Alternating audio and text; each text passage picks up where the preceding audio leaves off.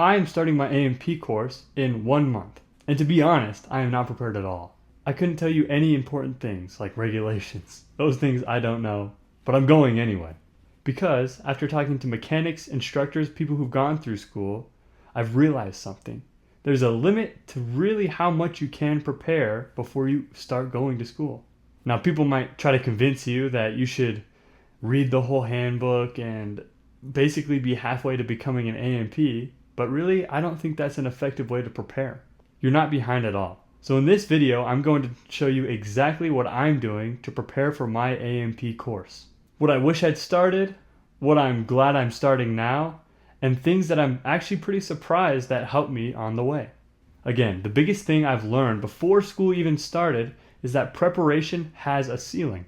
When I first got accepted into my AMTT course, I thought, oh, I need to prepare. I was excited. I got the class. I need to start reading every book, watching every YouTube video, but that's not really very helpful to actually preparing for the course. You don't need to show up already a mechanic. The way this trade works is you learn with hands-on. Even in the course, there is so much that you can learn until you get your job as a mechanic. You can read a whole book about safety wire, memorize the torque values on the bolts, but none of those really give you the training of hands-on experience. You don't physically know how to twist a safety wire, how to physically torque down a bolt. Because when you are in a training bay with your instructor over your shoulder, they will point out every little mistake that you didn't know you were making. And that's where, in my opinion, the real learning happens. Books can teach you vocabulary, and working in a shop can give you hands-on experience. But honestly, to become a very successful A&P, you need both. So that's why I stopped trying to become an A&P by the book before I even started. And I started asking myself this question: what can I do now that will actually make day one easier? And that completely changed how I looked at my preparation. When I first started working in aviation, I didn't think that I was preparing for A&P school. My job was not to fix the airplanes, it was to help the people that were. I would tow the aircraft in the hangar, marshal aircraft in, move equipment, all that stuff. In my mind, all I was doing was just making sure everything was ready for the next flight. And when most people look at that, they think that has nothing to do with A&P mechanics. But looking back, I see that it has a whole lot more to do with A&P mechanics. It prepared me in ways that I had never even noticed. When you're around airplanes every single day, you stop seeing them as just simply airplanes. And it's really weird to put into words, but you see them as the parts of airplanes. When you're de-icing, they ask you to only de-ice the wings, or the tail, or the fuselage. And I was able to learn what all those things meant. When I was towing airplanes, I would have to look at the tail and the rudder on the back end to see if it was locked. All of those words that I read in books slowly became attached to things that I could point out in my memory. I wasn't memorizing definitions from a book anymore. I was building an aircraft in my mind, part by part, every time I walked out on the ramp, without even knowing it. And that really matters, because when an instructor points out or talks about a certain part of an aircraft, I know exactly what it looks like. I know all the parts of a wing. I know all the parts of a tail. And I can imagine it in my head a lot better than anyone that has never worked around airplanes. And that's something that I could never have gotten from just reading alone. Pictures are two-dimensional. And when you're walking around a ramp, that three-dimensional airplane really cements itself in your mind. It wasn't a formal training, but that's not what I'm after, right? I'm trying to make the first day of A&P school as easy as possible. And now that I have a very solid foundation, I can build a lot from that. So today, if I'm not spending every hour buried in an aviation textbook, what am I doing? Honestly, and I really think that this gets looked over, I'm working on my sleep. I've been going to bed every night around 8 o'clock. And that's not very exciting, but here's why I'm doing it. I'm about to be working full-time at SkyWest and doing full-time school at Salt Lake Community College. So I'll be at work from 6 a.m. to school at 8 p.m. I will have a very long day. And that schedule can really, really wear you down if you're not getting proper sleep. And I'd rather fix that right now than trying to fix it while I'm already busy with way too many things on my plate. And the second thing that I'm doing might be a little strange, might not be, but it's making videos like this one. Not because I'm an expert, because I'm not at all by any means, but because teaching forces you to figure out what you don't understand. The moment I try to explain something and then have to look it up, I know I don't understand that very well and have to learn it a little more. And when I teach it, it really cements it in my brain. You can immediately find all the gaps in your learning and fill them. You realize where you're guessing and where you're confused, and you know what to go back and learn. In kind of a strange way, this video is helping me organize what I know and what I don't know.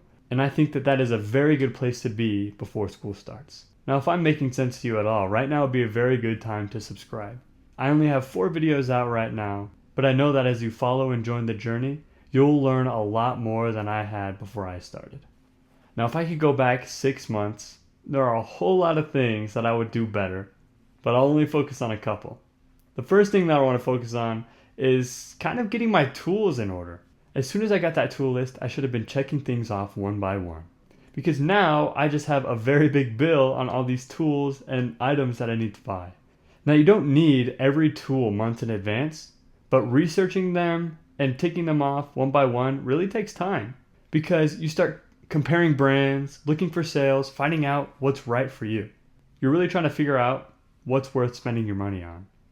And it's kind of a big list, so if you are able to check off these items one at a time and study these items one at a time and take your time on it, then getting these tools are a lot easier.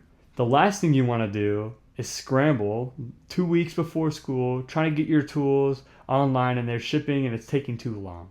Now, the second thing that I do is probably open up the FAA General Handbook earlier. Not because I think I need to memorize anything or learn anything at all, honestly, but the purpose behind that is to understand the aviation language better. To be honest, it's a little tough, and to have that head start before you get into class is really helpful. Reading before you've ever worked on airplanes can be pretty overwhelming because you don't know what they're talking about. Sometimes you can't even understand what words they are saying. But as you read and spend time around airplanes, those words make sense and you figure them out. And as you learn them, they really become cemented in your mind.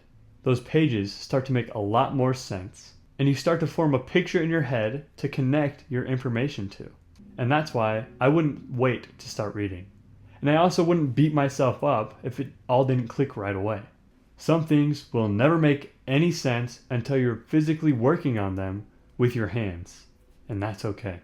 So, as August 25th keeps getting closer, I've stopped worrying about if I know enough. Because honestly, nobody walks in on their first day of A&P school knowing everything. You might not even know 10% of what they're going to talk about on the first day. But that's the whole point of going to class, because you don't know.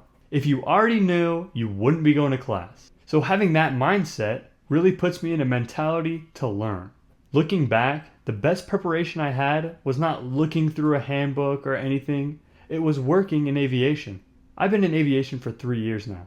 And in those 3 years, I've learned so much that have prepared me for my A&P classes. Simply watching them arrive, watching them leave, seeing how much work it takes to put an airplane in the air, it didn't feel like learning.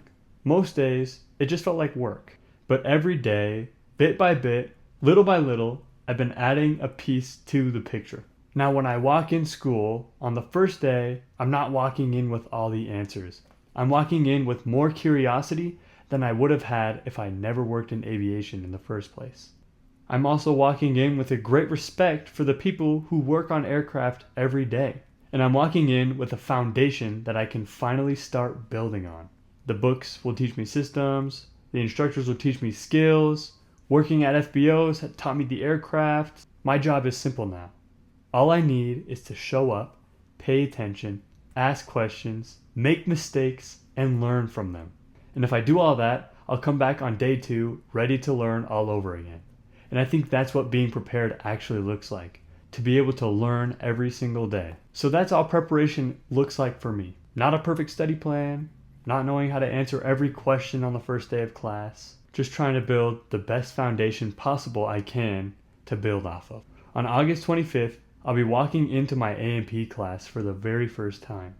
And on that day, this channel will change. I won't just be talking about becoming an A&P. You'll be following a student going through an A&P course. You'll be watching the wins, the mistakes, the projects, everything that's building me up to become the A&P that I want to be. You'll learn the things that they don't tell you before you start, and everything that I'm learning on the way. Next Monday, I'll post again the same time. Thanks for watching. Subscribe and join the journey.